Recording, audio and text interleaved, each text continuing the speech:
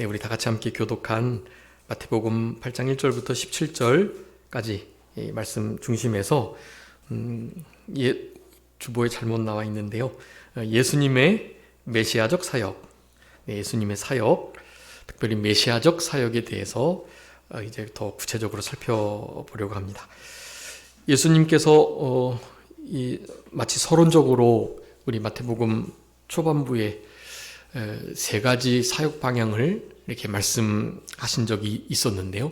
그 일들을 이제 실제로 그렇게 이루어가고 계시는 것을 구체적으로 그렇게 묘사하여 기록하여 두고 있습니다. 우리는 이런 말씀들이 얼마나 귀하고 복이 되는지 알 수 없고, 이런 말씀들 하나하나가 사실은 실제 현재를 살아가는 우리들에게도 영적으로도 그렇고, 그리고 실제적으로도 그렇고, 그렇게 좀 적용이 됐으면 얼마나 좋을까 하는 생각을 많이 합니다.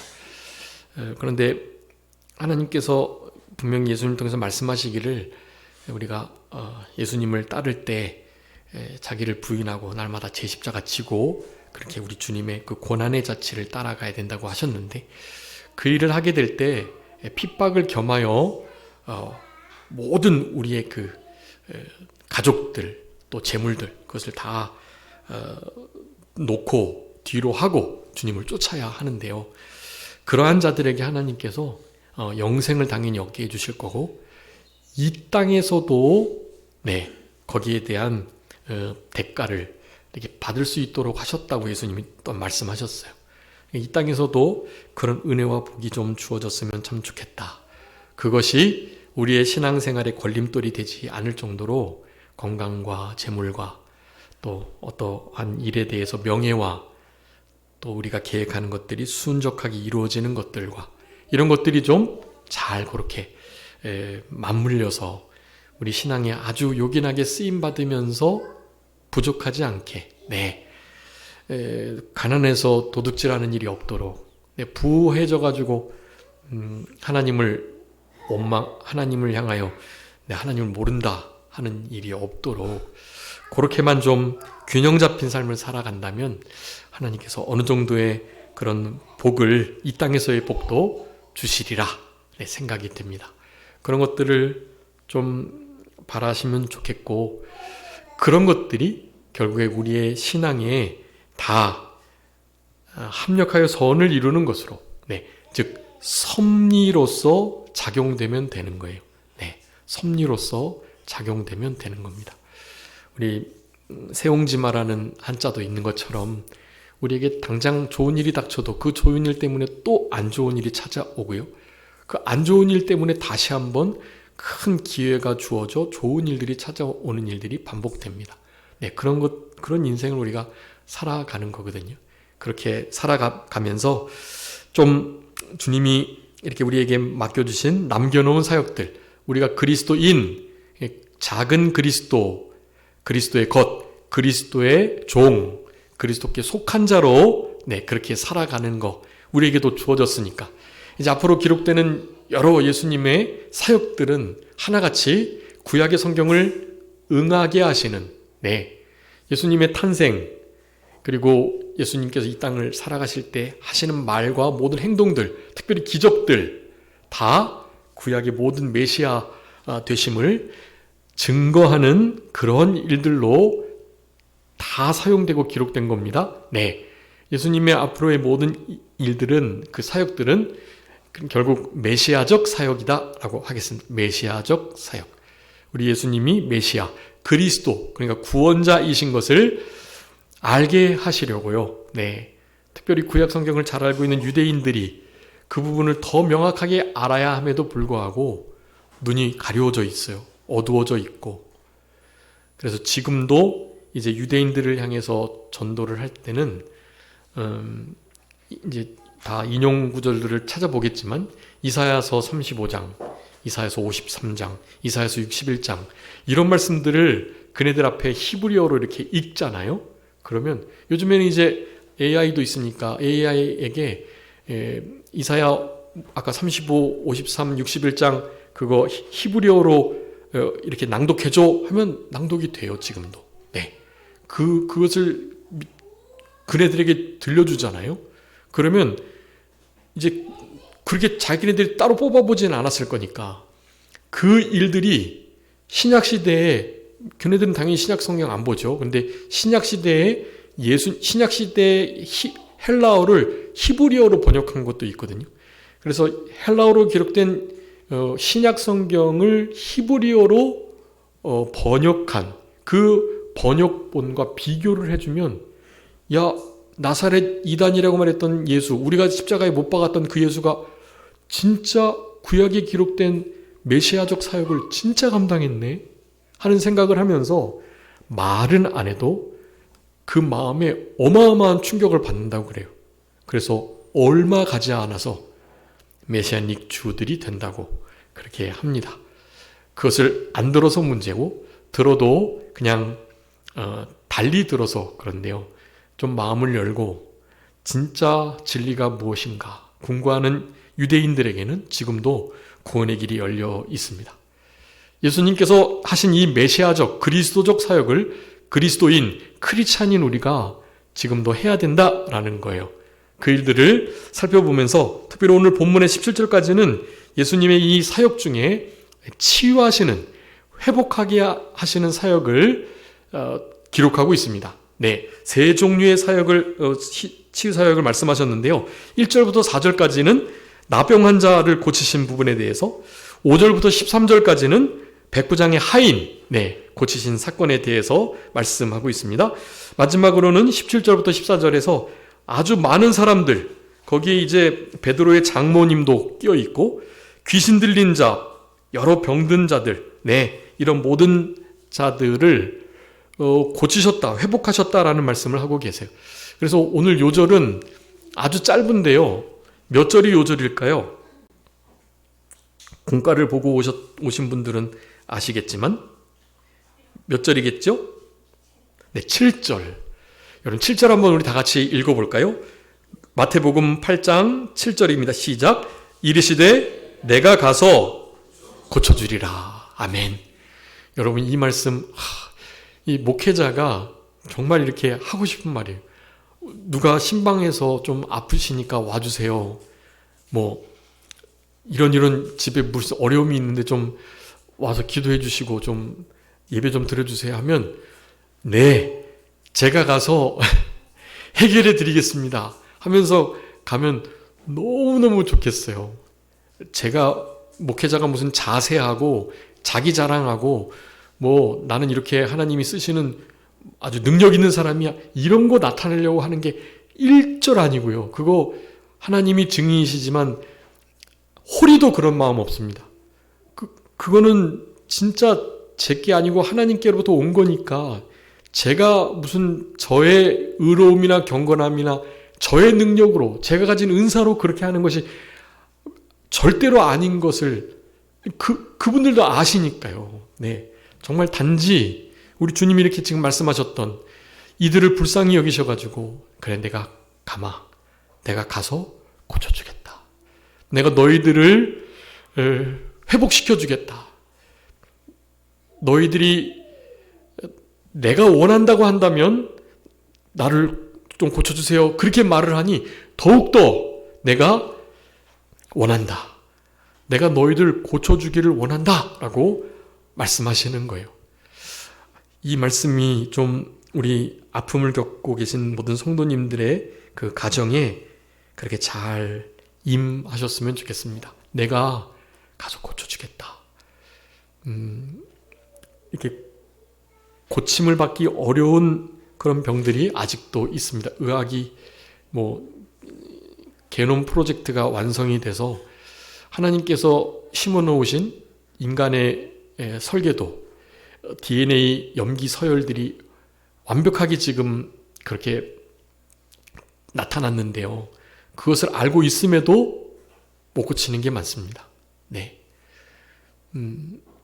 그 모든 것들이 이렇게 부분 어떻게 해서 될 게 아니고 사실 이 모든 60조개가 넘는 이 세포 하나하나가 다 아주 밀접하고 또 긴밀하게 연결돼 있어 가지고요.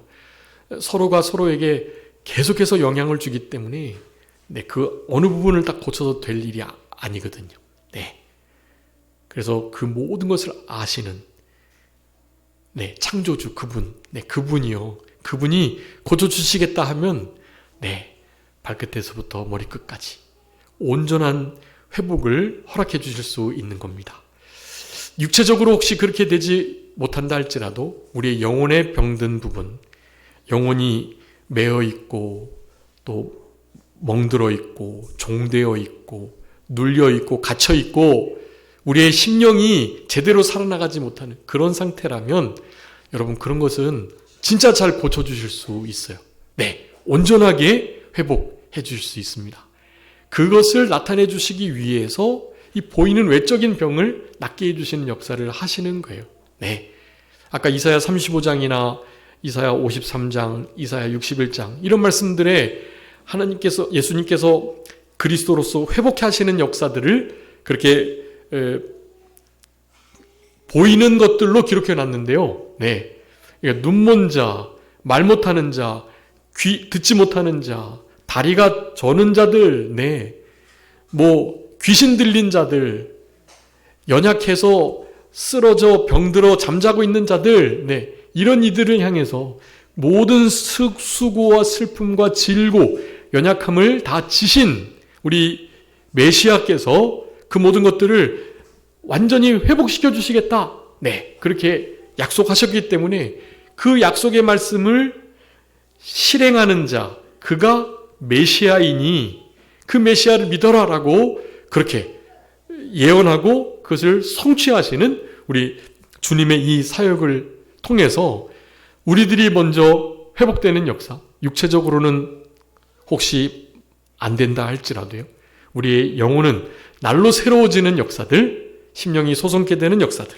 그리고 거기서 더하여서 우리가 회복됐으니 우리가 이렇게 진짜 주님의 십자가의 은혜를 깨닫고 예수님 하나님이 어떤 희생을 치르셨는지, 예수님 그분은 우리에게 어떤 얼마나 존귀한 값을, 그 생명을 주셨는지를 우리가 늘 기억하면서 살아가는 우리들이 된다면, 네, 그것을 죽어가는 영혼들에게 전하지 않을 수가 없는 거죠. 그 복음을 말이죠. 그 예수님을, 이 영광스러운 이 예배의 자리를 우리가 사모하면서 소개하지 않을 수가 없는 겁니다. 네, 예배가 세련되고 좀 모던하고 그래서 아주 막 현대적이어서 그냥 거기에 간 사람들이 예배당에 오기만 하면 뭐 자연스럽게 이렇게 예배의 분위기에 휩싸여서 특별히 감정적으로 그렇게 하나님 앞에 막 눈물을 흘리면서 그렇게 흔히 말하는 은혜를 받을 만한 마음의 자세가, 태도가 되는 그런 하나님이 실제로 기뻐하시는 예배가 있을 수 있어요. 그런데 제가 경험해 본 바, 제가 말씀드렸잖아요. 제가 예수전도단 대학생 내내 활동을 했었는데요. 거기는 그런 게 얼마나 중요시 되는지 몰라요. 지금 현대교회에서 아주 세련되게 드리는 모든 예배의 방식은 그때 당시에 예수전도단이 주도를 했습니다. 예수전도단의 화요 모임, 화요 예배 찬양, 목요 찬양은 아직도 사실 유명해요. 속사도, 신사도 운동에 연루되어 있긴 하지만 아직도 그 예배의 폼이나 형식이 여전히 수려하고 세련됩니다, 사실. 그래서 거기에 이렇게 참여하면 그냥 자연스럽게 마음이 좀 이렇게 녹아지고 찬양 속에 좀 기쁨이 생기는, 혹은 주님의 십자가를 깊이 더 생각하게 하는 그런 분위기가 조성이 된다고요. 네. 그런데 여러분, 투박하지만 오늘 우리 박승기 집사님이 찬양 인도하셨는데 뭐 한 10여 분, 15분 남짓 찬양 드리는 거, 거기는 뭐 1시간, 20분, 2시간 막 그렇게 찬양하는 거예요, 보통. 그리고 메시지는 뭐 한 15분, 20분 짧게 듣는 거고요. 보통 형식이 다 그래요. 네, 예배의 형식이. 그러면 뭔가 말씀 임팩트 있게 전하니까 뭔가 말씀 들었다. 울면서 찬양하고 막 헌신을 하나님 앞에 약속하면서 기도하면서 막 했으니까 뭔가 좀 내가 이렇게 헌신되었다라는 생각을 하게 되는 거예요. 여러분, 근데 그런 것보다도요, 여러분 이렇게 전통의 일반적인 개혁주의 안에서의 예배 형식을 따라서 그렇게 예배를 드릴 때에 하나님께서 역사하시는 것이 훨씬 더 큽니다. 제가 경험한 바는 그래요. 네. 그래서 저는 이 예배가 얼마나 사랑스럽고 얼마나 복되고 귀한지 몰라요. 우리 산정교회 이 예배 드리는 모습이 얼마나 감사한지 모릅니다. 네. 우리 효주가 계속 쫑알쫑알 말하고 있지만 괜찮아요. 네. 우리 효주 이제 나중에 좀만 지나면 이제 함께 성경 읽고 또 찬송도 하고 손모아 기도도 드리고 그렇게 될 겁니다. 보슬비에 옷 젖는 거거든요. 네. 사실 한 자리에 3대가 예배 드리는 것을 꿈꿉니다. 저는 제가 예전에 섬겼던 그 교회에서 작은 교회였는데 3대가 이렇게 예배 드린 케이스가 있었어요. 그 얼마나 멋져 보였는지 몰라요. 목사님의 아들이 결혼을 해가지고 그가 이제 자녀를 낳아서 목사님의 이제 손주가 자기 목사님 아들과 함께 네 그렇게 앞자리에 와가지고 예배를 드렸던 그 모습. 여러분 요즘에는 현대교회는 그렇게 한꺼번에 예배 안 드립니다. 이렇게 예배 방해된다고 주일학교 아이들 어린애들 못 들어와요. 아예 예배를 2년 영유아부 유치부 따로 네 초등부 따로 그리고 중고등부 따로 청년부 따로 다 따로 드리는 거예요. 네. 그런데 그런 예배가 부서별로 나눠져서 나름 효과를 볼 때가 있지만 어쨌든 그 주일날에 그 흔히 말하는 메인 예배, 주 예배, 오전 예배라고 하는 그 예배는 사실 한 메시지를 가지고 손주부터 시작해서 할아버지까지 함께 그 말씀을 듣고 그 말씀을 가지고 한 주간을 살아가면서 그렇게 살아가도록 힘을 쓰는 그런 모습들이 전통교회의 모습이고 그런 예배가요 지금 많이 퇴색되어 있지만 거기에 하나님의 역사하심이 있습니다. 좀 투박하고 뭐 된장국 같고 청국장 같고 하지만 사람도 별로 많이 안 모이지만 이런 예배를 통해서 하나님이 진짜 온전한 예배를 받으신다고 저는 생각하고요. 물론 이런 예배 형식을 띈다고 다 하나님 받으신 거 아닙니다. 우리 성도님들의 한 사람 한 사람이 교회됨, 자기 자신을 얼마나 한 주간 하나님 앞에서 하나님이 나를 위해서 아들을 주셨다라는 생각을 가지고 내가 지금 드리는 이 예배는 어린 양 되시는 순양을 의미하는 예수 그리스도의 피를 가지고 하나님 앞에 예배 드리는 거다. 사실 내가 내 아들, 내 자녀를 드리며 예배를 드려야 할 상황이다. 내 몸을 산제사로 하나님 앞에 바쳐야 할 그런 신령한 영적 예배다라는 중요한 진리를 붙들고 그게 신령과 진정, 진리로 드리는 예배예요. 그런 진리의 말씀을 계속 생각하시는 거예요. 네, 내가 지금 나를 죽여서 하나님 앞에 드리는 예배이다 라는 생각을 이런 그냥 일상적인 예배 속에서도 그 마음을 늘 갖는 거예요. 계속해서 그런 말씀들을 가지시고 하나님의 말씀을 하나님의 말씀으로 듣는 태도, 그런 태도의 예배 가운데 하나님께서 일하시는 겁니다. 성령님께서 그 진리 가운데 역사하시고 성령님이 그런 자들에게 회개를 또한 기쁨을 사죄의 은총을 영혼을 소송케 하는 역사를 환경은 변하지 않아도 환경을 넉넉히 이겨낼 수 있는 아주 굳건한 마음, 믿음을 허락해 주시는 거예요. 먼저 믿음의 고백을 하는 거죠. 언어가 우리의 생각과 마음을 형성한다고 했으니까요. 그런 말로 하나님께 고백드리고 이런 회복과 치유의 메시아적 우리 예수님의 사역이 나에게도 영적으로 적용된다라는 것을 확신하시면서 그렇게 말씀들을 받을 때 여러분 그 안에 실제로 잔잔하지만 실로암 물처럼 천천히 흐르긴 하지만 성령의 역사가 깊이 있게 운행하게 되시는 겁니다. 여러분 그런 은혜를 좀 누리실 수 있도록 우리의 마음을 늘 지키시면서 그리고 예수님의 이 치유하시는 이 메시아적 사역을 여러분 잘 이렇게 누리시면서 남은 때를 살아가시는 우리들이 다 되셨으면 좋겠습니다. 여러분, 먼저 우리 예수님께서 예수님의 메시아적 사역을 어떻게 말씀하시고 계셨냐 하면 그거를 좀 한번 찾아봐 주세요. 마태복음만 먼저 읽어볼게요. 마태복음 4장 23절 한번 읽어봐 주세요. 4장 23절. 예수께서 온 갈릴리에 두루 다니사 그들의 회당에서 가르치시며 천국 복음을 전파하시며 백성 중에 모든 병과 모든 약한 것을 고치시니. 아멘. 8장 뒤에 이제 9장 35절도 한번 읽어봐 주세요. 9장 35절. 예수께서 모든 도시와 마을에 두루 다니사 그들의 회당에서 가르치시며 천국 복음을 전파하시며 모든 병과 모든 약한 것을 고치시니라. 아멘. 여기 세 가지 나오죠. 무엇을 사역하셨나요? 첫 번째는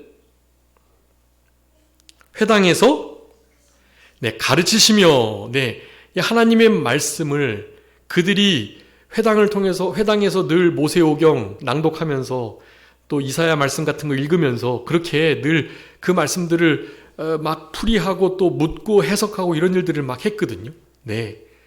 그런 것들을 하다가 중간중간에 이제 이렇게 좀 좋은 격언이나 혹은 이런 어떤 예화나 이런 것을 들어서 그 분위기를 쇄신하고 그 진리를 조금 더 이해하기 쉽게 하는 일들이 있었거든요.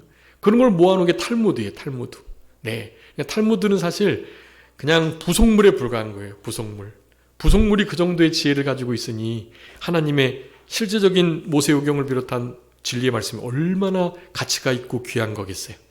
그래서 특별히 구약에 있는 모든 율법에 관한 여러 법들이 다 나눠지잖아요. 그 법들을 실제로 법적인 거, 음식법, 의식법, 제사법, 절기법, 모든 그런 의식에 관한 법들, 그리고 그 법들이 영속해서 도덕법으로 계속 이어질 법들, 그런 것들을 유대 율법사들, 서기관들, 이런 이들이 정말 너무나 아주 광대하게 풀어놓은 해설서들이 있어요. 그것이 바로 미슈나, 게마라라고 하는 거예요. 게마라. 미슈나, 게마라와 같은 책들을 연구하며 율법서들을 보면서 그 중간중간에 그저 좀 이렇게 주의를 환기하며 또 어떤 예화를 들으며 조금 더 이렇게 이해를 조금 쉽게 돕게 하기 위한 그러한 지혜로운 말들을 묶어놓은 것이 이제 탈무드입니다. 탈무드, 미시나, 게마라 이런 모든 것들이요, 율법의 말씀들을 얼마나 소중히 여기는가를 이렇게 알아볼 수 있는 아주 중요한 것들이 되는 거예요. 근데 그런 것들이 실제적으로 우리에게 구원을 가져다 주는 게 아니다라는 것을 우리는 알아야만 합니다. 그런 것들로는 안 돼요. 그래서 예수님이 회당에서 어떻게 하신다고요? 가르치시는 거예요. 말씀을 풀어 가르치시는 거예요. 산상수훈을 통해서 많이 가르쳐 주셨죠. 그 중에서 제일 기억 남는 게 뭐예요? 산상수훈. 팔복도 기억나시겠고. 저는 가장 기억나는 건 우리 예수님이 그러신 거예요. 살인을 하는 게 칼로 사람을 실제로 죽여야만 살인이 아니다. 어떤 게 살인이라 그랬죠? 형제를 미워하는 자, 라가라, 욕하는 자, 그런 자들, 살인하는 자예요. 예수님이 그런 거 가르쳐 주시는 거예요. 여자를 보고 음욕을 품어도 이미 간음했다, 그렇게 말하는 거예요. 나 저 물건 너무 가지고 싶다 라는 생각을 마음에 지나치게 품는다? 이미 도둑질한 거나 마찬가지. 다 같은 죄로 보십니다. 그런 마음이 쑥 들어오기 위해서는 하나님께서 먼저 떠나셔야 되는 거예요. 하나님을 먼저 밀어내는 일이 있고 난 다음에 그런 일이 있는 겁니다. 그러니 마음의 죄는 곧 육체의 죄와 버금간다라는 것을 가르쳐 주시는 거예요. 산상수훈 시작되기 전 마태복음 4장에서, 산상수훈 끝나고 오늘 치유의 사역을 하시면서 마태복음 9장에서 그렇게 분명히 예수님의 사역의 방향을 말씀해 주고 계세요. 첫 번째 회당에서 가르치시고, 두 번째는요, 천국 복음을 전파하시고, 가르치심, 전파하심, 마지막은 뭘까요? 여러 가지 병든 자와 악한 자들, 또 귀신 들린 자들 어떻게 하셨다고요? 고치셨다. 고치셨다. 이 고치심 안에는 나머지가 다 들어가요. 그러니까 가르치심과 전파하심 말고 나머지 예수님의 사역이 다 여기 이 고치심에 들어가세요. 위로하시고 자유케 하시고 회복하시고 흔히 치유하시고 강하게 하시고 이런 모든 것들이 거기에 다 들어가는 거예요. 고치신다. 특별히 병을 고치시는 이 일을 통해서 오늘 3가지 병 고치셨다 그랬죠. 나병 환자하고 그 다음에 베드로 장모님의 열병을 고치셨고 나머지 약한 여러 병들, 특별히 그 병들은 주로 사탄 마귀로부터 오는 경우들이 많아요. 근데 그 너무 우리 순복음교회처럼 모든 것을 다 마귀의 탓으로 돌리시면 안 돼요. 뭐 감기 마귀 막 이렇게 하시면 안 돼요.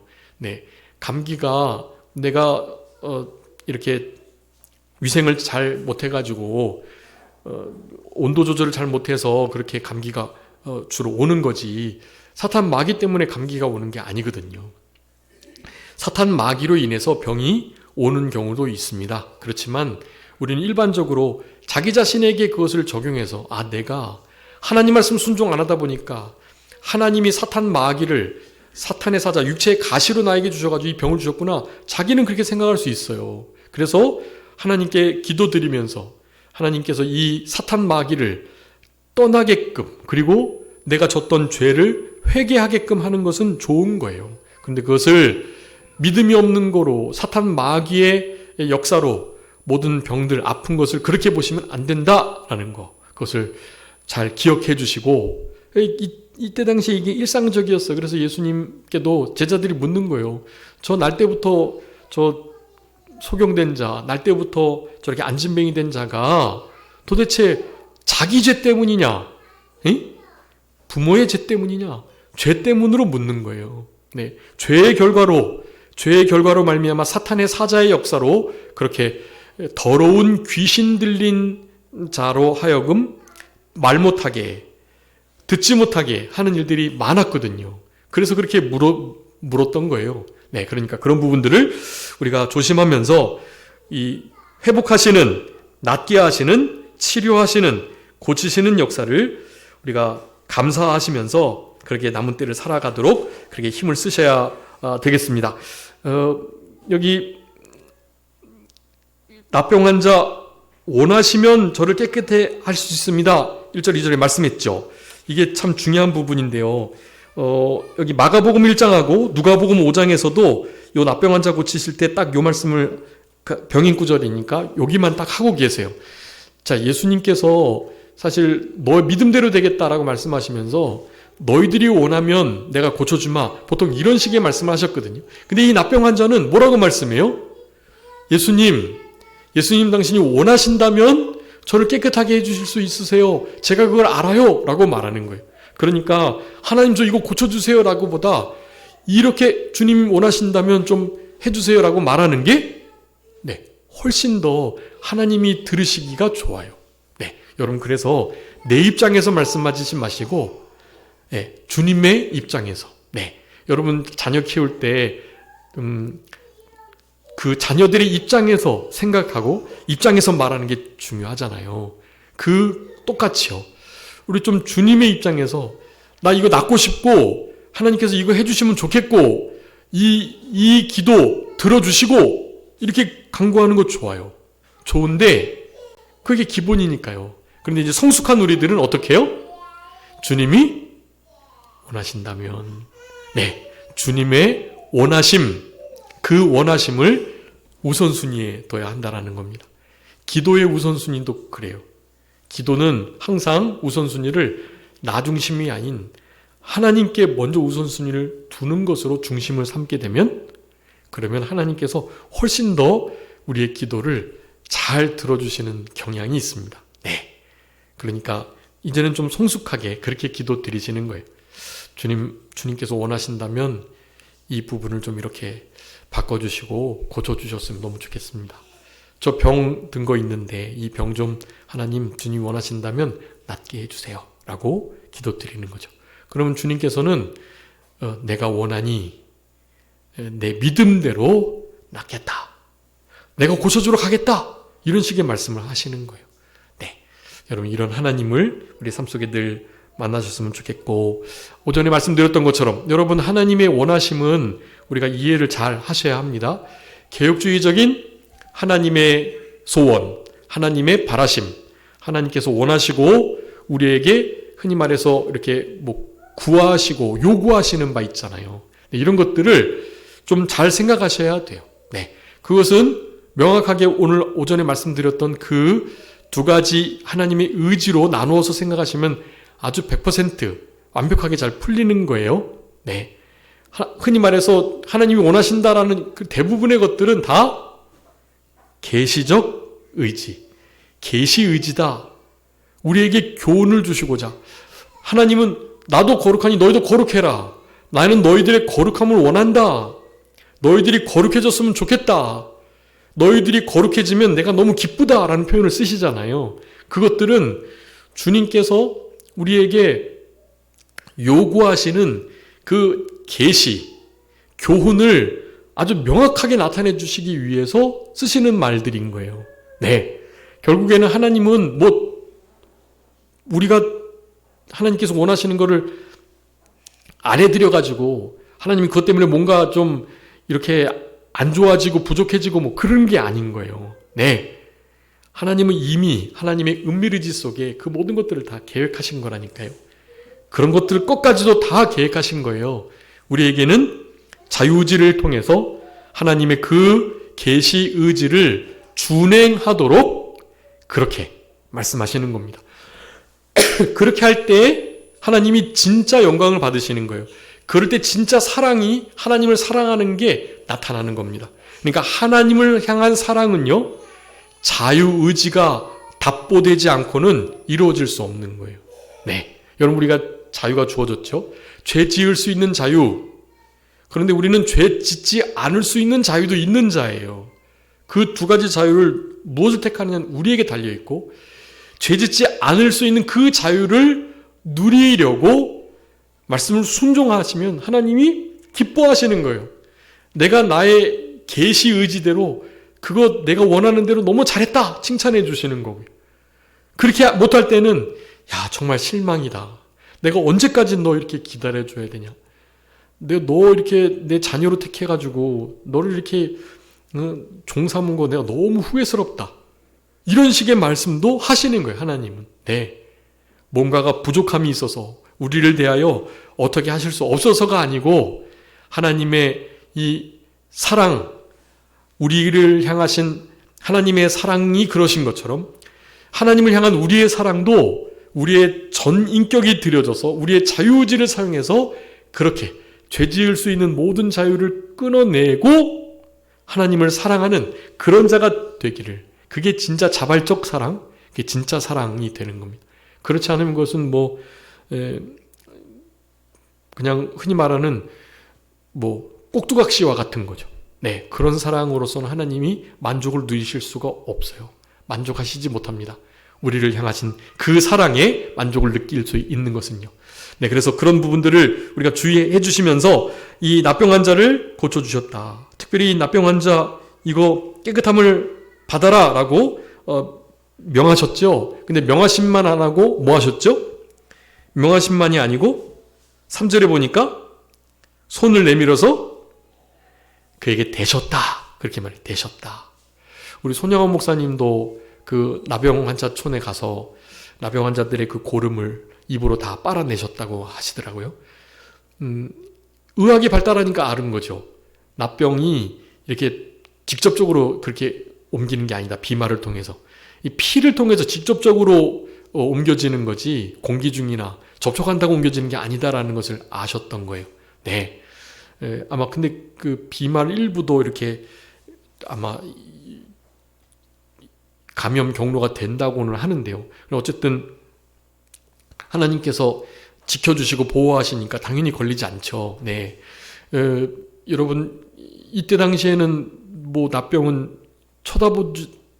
볼 수도 없는, 대화하거나 만질 수도 없는 격리되어야 할 자들이었다고요. 근데 예수님이 내가 고쳐주겠다 하시는 그 마음을 가지시고 다 저들을 만나서 그렇게 만져주시며 대시며 그렇게 치료를 해주셨다는 것을 우리가 생각해 볼 때 얼마나 감사한지, 주님께서 우리에게 손 내미셔서 우리의 모든 아픔과 연약함을 만져주셨으면 얼마나 좋을까, 행복할까 하는 생각들이 많이 드는 겁니다. 특별히 우리의 심령의 병을 하나님께서 고쳐주시도록 기도드리셔야 돼요. 주님이 원하신다면 저를 깨끗하게 낫게 해줄 수 있습니다. 제가 가지고 있는 이 육체의 연약함, 마음의 부족함, 이 죄를 좋아하는 마음, 쾌락을 사랑하는 마음, 이런 것들을 하나님 좀 잘 해결해 주세요 라고 기도드리는 그런 우리들이 될 때 실제로 병 낫는 역사가 있어진다라는 거. 두 번째는 5절부터 13절까지 백부장 하인 고친 건데요. 여러분 이거 정말 귀한 말씀입니다. 8절 말씀 우리 다 같이 한번 읽어보겠습니다. 8절 시작. 백부장이 대답하여 이르되 주여 내 집에 들어오심을 나는 감당하지 못하겠사오니 다만 말씀으로만 하옵소서. 그러면 내 하인이 낫겠사옵나이다. 아멘. 여러분 이 백부장의 신앙이 뭐라고요? 다만 말씀으로만 하옵소서. 이게 정말 복된 신앙이에요. 우리 베드로도 우리 예수님이 이제 그 베드로의 배에서 이렇게 찾아오셔가지고 그물을 배 오른편에 던져라. 그랬더니 어떻게 됐어요? 깊은 데로 가서. 그랬더니 막 그물이 찢어질 정도로 고기를 건진 거예요. 그러니까 이거 예수님 이거 보통 분이 아니고 난 죄인입니다. 저를 떠나서서 이제 한 거죠. 그랬을 때 그 그물을 내리는 일, 그물을 그때 당시에는 깊은 데로 가면 안 되는 거예요. 그리고 배 왼쪽 오른쪽 그거는 그 배에 따라서 선장이 하는 일이지 외부 사람들이 이렇게 막 하면 안 된다고요. 근데 예수님이 그렇게 하라는 그 말씀이 어떻게 했다 그랬어요? 그 말씀에 의지하여, 그 말씀에 의지하여 그물을 내리리이다. 내가 밤새 동안 나 여기서 잔뼈가 굵은 사람이고 지금 사실은 거기 깊은 데는 고기가 없는 때인데 이제 낮은 쪽에 있는 거지. 그런데도 불구하고 나의 상식과 나의 경험과 관계없이 주님이 어떻게 하신 대로요? 말씀하신 대로. 그 말씀에 의지해서 그물을 내렸더니 그 같은 역사가 일어났다라는 사실입니다. 여러분 말씀만 하옵소서. 이 신앙을 가질 때 이만한 믿음 만나보지 못했다. 가장 큰 믿음인 거예요. 이 믿음이. 수로보니게의 여인 믿음보다 더 큰 믿음인 것 같아요. 이 믿음이. 이만한 믿음을 못 봤으니까. 수로보니게와 믿음이 크도다 그랬는데요. 큰 믿음보다도 더 큰 믿음이에요. 이만한 믿음 만나보지 못했으니까. 여러분 이런 믿음을 가진 자로 남은 때를 살아가셔야 되겠고, 시간이 없으니까 이것만 이렇게 잘 적어주세요. 거기 우리 예수님께서 메시아 되는 중요한 구절들이 있거든요. 그 중에서 하나가 이사야, 제가 계속 말씀드렸던 것처럼 35장 말씀이에요. 여러분 이사야 거기 위쪽에다가 35장 5절부터 6절 이렇게 써주시고요. 또 이사야 61장 1절부터 3절, 그리고 이사야 53장 우리 전체인데요. 1절부터 4절까지 여러분 이거 적어두시고, 이 말씀들이요 실제로 이제 우리 마태복음 여기에, 그리고 마가, 누가, 요한복음에 계속해서 성취되는 것을 볼 수 있습니다. 이 부분들을 더 잘 요약해서 다음 시간에 한번 정리해서 짧게 말씀드릴 거니까요. 여러분 이 말씀들을 기억하시면서 주님이 우리를 자유케 하시고 회복해 주시고 고쳐주시고 또 자유를 주시고 노임을 주시고 이렇게 기쁨을 주시는 그런 하나님의 이 메시아적 사역을 우리도 감당하면서 왕, 제사장, 선지자의 이 역할, 대행, 대형, 대승, 대부의 구속사역을 이루셨던 우리 예수님의 이 사역들을 우리가 기억하면서 우리 주님이 주시는 참된 자유 속에 다시는 죄에게 종노릇하지 말고 우리가 이렇게 자유를 주셨으니 그 자유를 누리면서 그 자유를 소중히 여기면서, 특별히 이 나라가 자유라는 단어를 빼려고 지금 무지무지 노력하고 있거든요.